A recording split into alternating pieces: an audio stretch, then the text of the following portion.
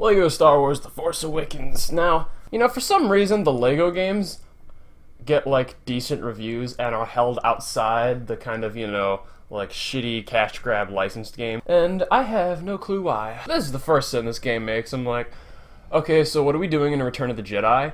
I thought I bought Lego Star Wars The Force Awakens, not Lego Star Wars The End of Return of the Jedi. I think the Lord of the Rings Lego game was the first one to actually just take the dialogue straight from the movie, and Force Awakens does that as well. Actually, Daisy Ridley voiced some new stuff for this, I believe. Stay there. Don't worry, I'll be back for you. That was actually a cute little mission. The only problem is Rey doesn't look anything like Rey. Like, I know they're Lego people, but it's like, her hair is too wide. So, like, you should have, like, painted on hair and then a ponytail coming out the back, because she looks like a fat old lady woman. But, you know, they throw a little silly humor in there. Sometimes it's, like, actually good parody of what's happening. Like, in the, remember in this trailer, when the stormtroopers were in the little ship and the lights were flickering, they have like a guy flickering the lights because they're making fun of the trailer. That was good humor. And there's other times where people just drop things and fall over and go, whoa! Whoa! Watch out! See, what I was doing there was messing up really badly. And one of the first things that happens is Admiral Akbar like dipping a fish in coffee and eating it.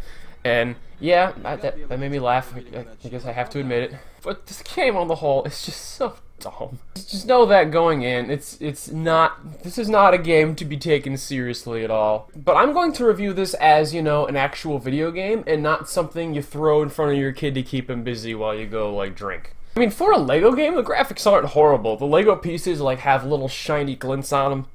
This game has, like, I choose what frame rate I'd run in based on the time of day. Because it opens up and Return of the Jedi is clearly in 30 frames per second, and then when you're flying the Millennium Falcon through my favorite part in the movie, The Force Awakens, it is a nice, clean 60 frames per second. But that's just...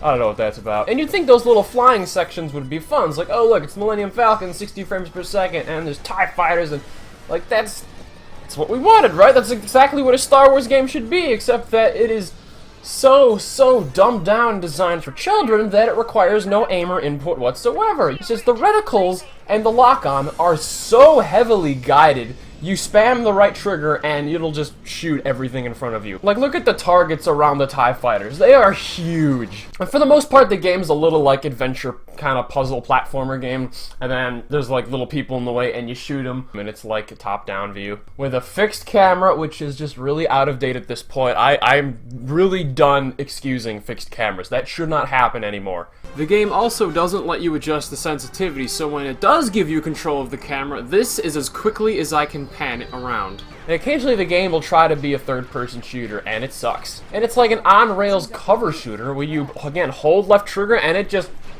locks you to which person. You don't even have to touch the stick. The guns sound really good. When you're in the Millennium Falcon, the cannon on it sounds really punchy, and just like it does in the movie. I mean, it's a gun. It's supposed to be responsive. Like, if it's a semi-automatic gun, it should fire every time I push the trigger. If I hold it down, it should be nice and fast. But the rate of fire on the guns is very slow and very just painful. And those lasers are not going where that reticle is. Also, the legs on those walkers, those aren't Legos. Those are Bionicle Connects. That's... what the hell?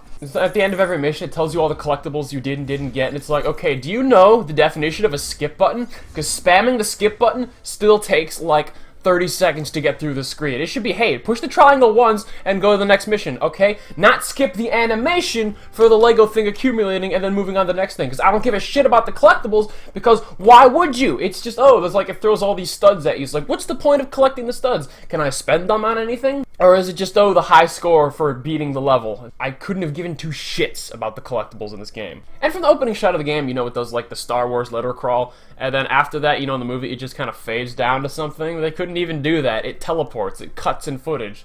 So, wow. Oh, and if there's anything I love, it's a hacking minigame.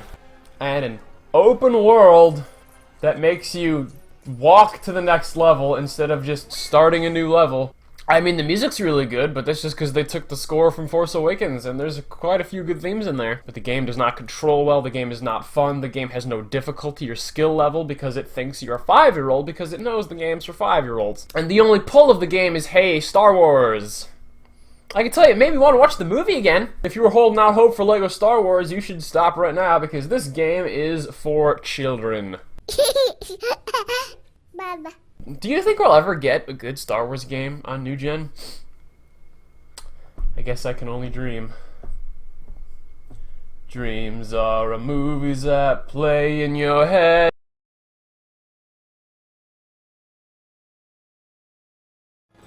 Oh, I think you have to fill the irrigator tank with water first.